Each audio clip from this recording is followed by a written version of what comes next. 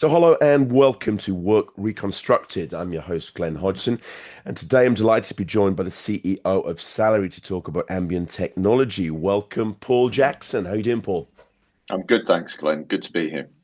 Excellent. Now, Paul, ambient technology, this is something we're hearing more and more about, but can we just start with basics? What is it and what does it mean?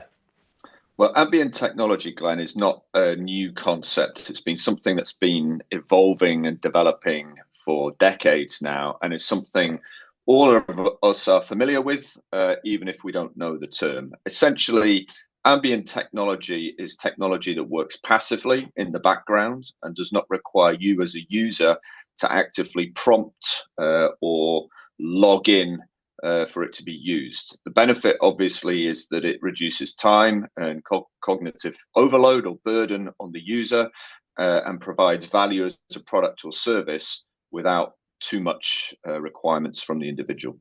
Yeah. And in basically everyday work life situations, can you give us a few examples about how this is used and the problem that's solved in a kind of a case study example?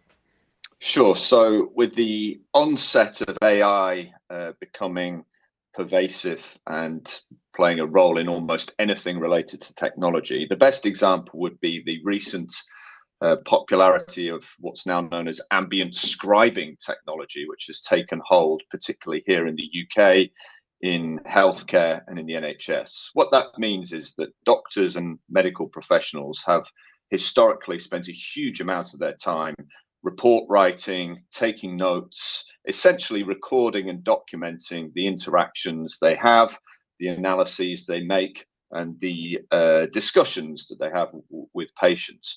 And that has been both distracting, but also incredibly time consuming and ultimately has led to burnout in the medical profession.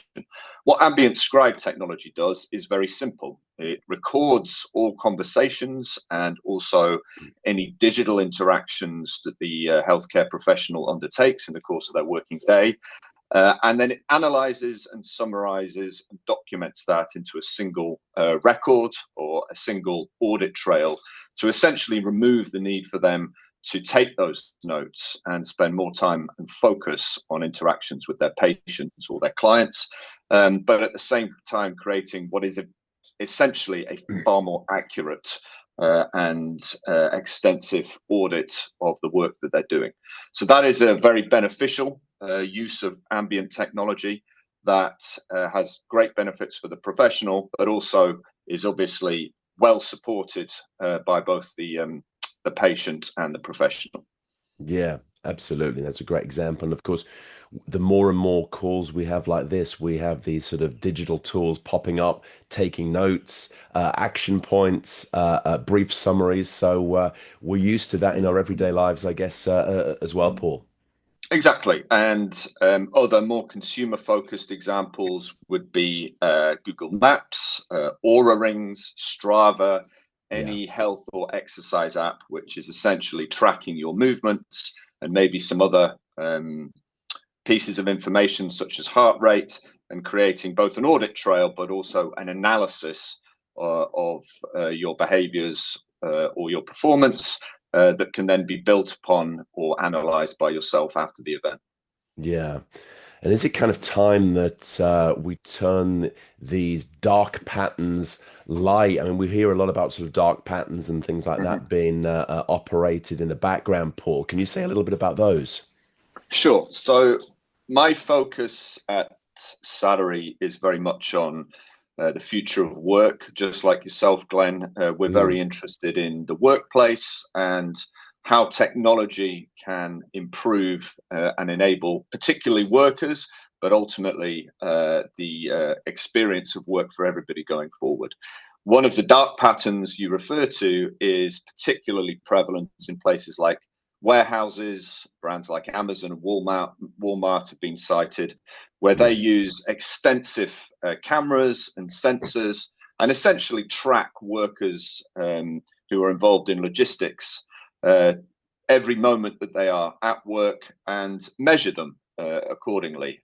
They have a metric called time on task or sometimes time off task, depending on how you determine it, Yeah. which is essentially a performance-based rating, which determines to the second how long they are spending in productive work versus not spent on productive work. And then people are graded and evaluated accordingly. Now, that, of course, leads to some fairly extensive penalization and extensive targets that have been shown by some reports to have very negative consequences for the individual, Yeah. both in terms of burnout, potentially health outcomes as well. So that's the use of ambient technology that has caused some concern about workplace surveillance and what's now known as algorithmic management, which is really a leading edge topic in the world of AI, but also the world of work. Yeah. So we're turning those dark patterns light and using it for the benefit of workers, and basically getting them the advantages that they need. Yeah, and it really depends on a couple of key aspects to how the technology is designed and Yeah. also how the technology is used. So the first is related to data. So who has access to the data and who can obviously make decisions based on the data Yeah. is a key area of governance that impacts whether or not this is a light pattern use of ambient technology in the workplace or a dark pattern. Historically, the stereotypical view is that the employer has only access to the data, is making decisions, or even using algorithms to make decisions based on data that workers have no access to. And that has led to what's now known as black box decision making. So Right. the extent to which all parties, particularly workers and employers, have access to data that is generated by the worker in the workplace is absolutely fundamental. But then there is also what outcomes or metrics that data is used for. If they are performance-based metrics, then obviously the worker can be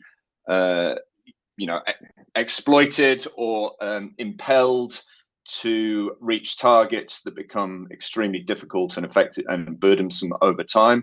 Alternatively, that data can be used to create positive outcomes for workers, such as improved health and safety, or in the case of what Salaree is working on, more accurate and equitable pay based on the work that they're doing. The problem we are looking to solve with ambient technology is the problem in the UK in particular, that where workers are doing work that they're not being paid for, particularly in Yeah. certain professions like adult social care, time spent traveling between appointments, time spent writing up reports and answering emails outside of the normal 9 to 5 day is not being recorded correctly and therefore not being paid for.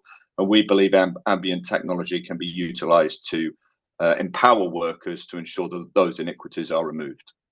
Excellent. So there's the real possibility to use the technology for good like that and make the lives easier of the individuals, and allow them to be more efficient, but also do more with less.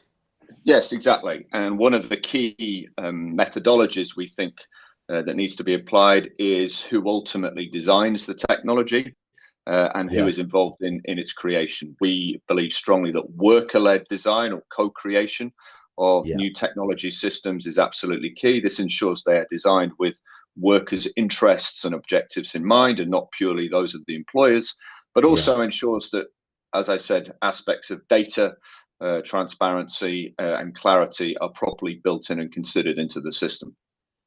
Yeah, absolutely. I think that's a thing as well, because we're seeing this sort of more and more that the technologies being built in, and the future possibilities seem to be endless, Paul, in terms of how this can be used for good.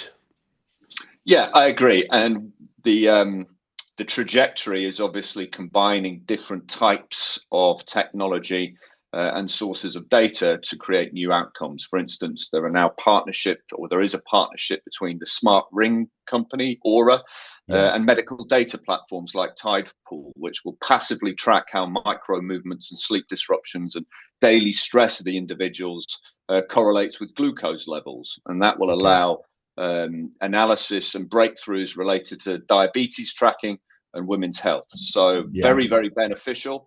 But obviously, the management of the invasive part of the technology and things like data privacy needs to be carefully brought in so that all stakeholders are comfortable with the Yeah. use of technology, and moreover comfortable that the data that's being generated, which is obviously very private and very sensitive, is only stored and analyzed in a very managed way. Good Yeah. governance occurs, and it is not being released publicly or into the cloud, or in a way that models can be trained on it, particularly if they can be identified as the individual who created the data in the first place. Yeah.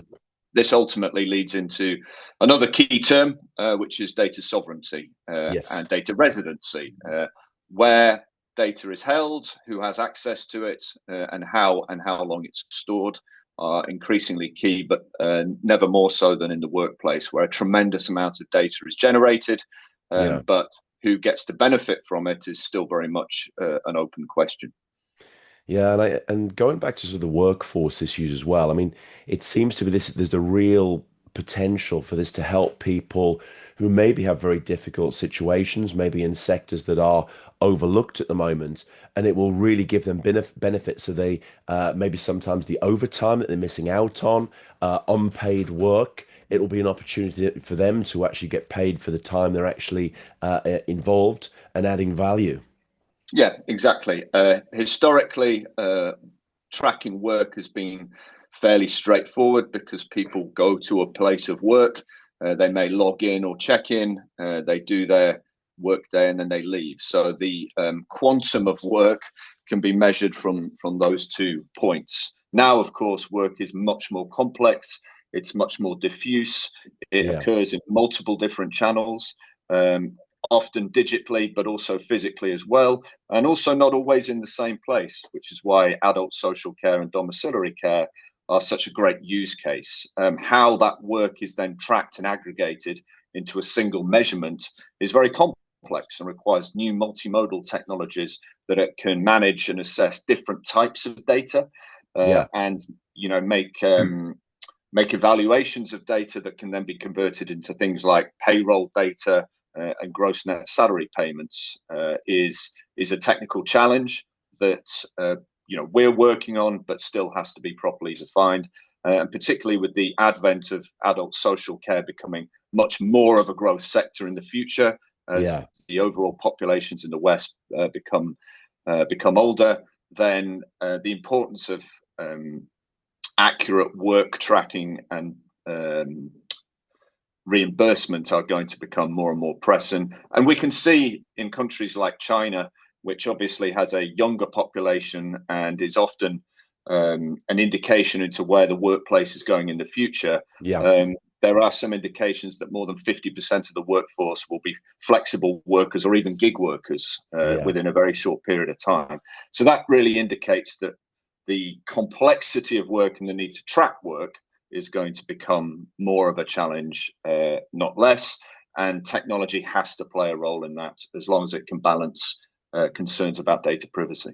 yeah. It seems like it's something that's necessary. It's going to happen anyway, so we need the technology to catch up with the reality, but also fill in a lot of those gaps. And it takes it takes the guesswork out of it. It also takes potential messing around with figures after the event as well. So it's a much more safe log of the work and the time that's been put in. Yeah, I agree. And issues of data governance, I think, are already becoming foremost in many countries' minds, particularly as they look at things like AI governance. Just this morning, Sam Altman of OpenAI authored or published a letter that essentially called for nation states to implement strong governance principles around AI. So, Right.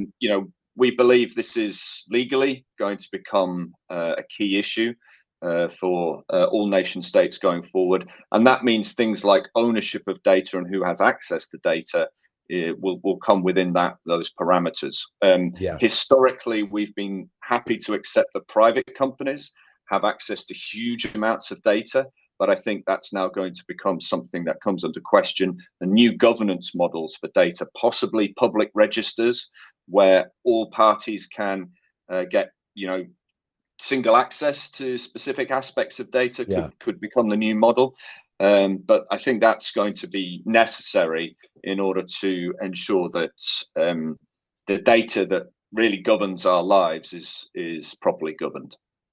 Yeah, and it seems to be this sovereignty and governance issues go hand in hand. And, better late than never, but it seems to be that governments and as well as the kind of the individuals in the institutions leading these things are catching up and realizing that they need to have a hand on the tiller before it sails away in a completely different direction. Yeah, and how that ultimately is configured, I think, remains to be seen. The EU has taken a real lead on some of these regulatory policies, and I know from speaking to colleagues in the United States that the EU's AI Act has had considerable influence on how other countries are starting to approach this. So I think Right. there's a recognition that they're in the vanguard of the need for regulation. It's not just red tape. It's absolutely critical. Yeah. But I think we'll start to see certain principles or certain nations coalesce around specific principles of these things.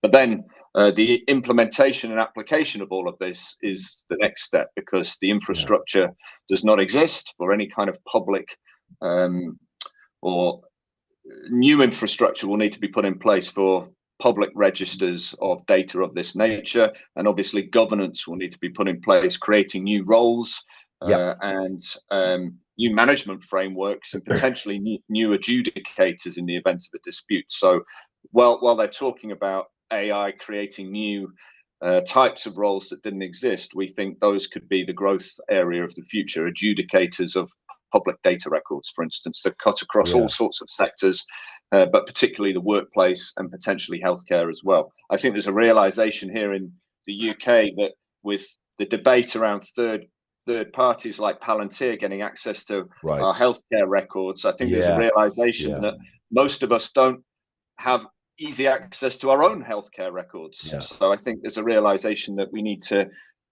have a better understanding of what data exists on us and how we can access it.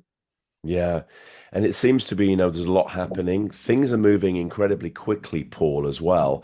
But it seems like the whole governance, sovereignty, ambient technology is something that's here to stay, and something that can be actually used for good as well if we just control it in the right and put it in the right direction. I agree. And although a lot of, I suppose, the thought leaders or policy leaders in this tend to err on the side of caution and skepticism around privacy, Yeah. the discussions we're having in our research with adult social care workers does indicate people are very comfortable with how technology can be used to track their actions as long as there is a clear benefit or outcome to them. There is functional ease for them to reduce the Yeah. amount of active work they need to do, and that the use of that data is not only visible to them but conveyed to others in a way that they're comfortable with. What I mean is that if you take the example of accurate work tracking, the data for that should be aggregated in a way that doesn't mean there can be a dispute over why somebody took 2 minutes Yeah. instead of 1 minute to do a particular Yeah. task. That's what causes concerns about surveillance technology, because obviously each individual's circumstances can differ from day to day. But if that unit of work can be rolled up into a daily or even a weekly amount that then gets translated into a payroll calculation, then I think everybody's comfortable with that. Yeah, absolutely. Well, Paul, these are not issues that are going to go away anytime soon. Really appreciate you coming on to talk about some of these topics and look forward to continuing the conversation because it's great to have a practitioner and a technology expert who is actually building the infrastructure for the future of work. And it's essential to have your inputs on these kind of crucial topics. Thank you, Glenn. It's been a pleasure.